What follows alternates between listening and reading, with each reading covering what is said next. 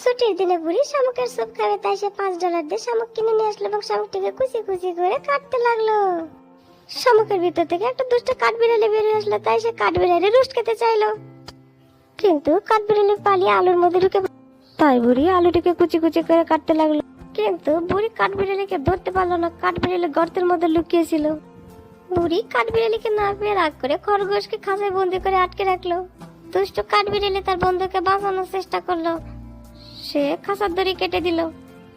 এবার বুড়ি কাঠবিড়ালিকে ধরার জন্য একটা ফাঁদ পাতলো, আর কাঠবিড়ালি সেই ফাঁদে পা দিল। বন্ধুরা, তোমরা যদি কাঠবিড়ালিকে বাঁচাতে চাও তাহলে অবশ্যই ভিডিওতে লাইক আর সাবস্ক্রাইব করো। তোমরা সাবস্ক্রাইব করলেই কাঠবিড়ালিকে বাঁচানো সম্ভব হবে। ওরে বাবারে, মরে তো খুব লাগতেছে, বন্ধু বাঁচাও। বন্ধু, মই আইতাছে তোমারে বাঁচাইতে, অপেক্ষা করো। অবশেষে রাজু তার বন্ধুদের বুড়ির হাত থেকে বাঁচিয়ে দিল।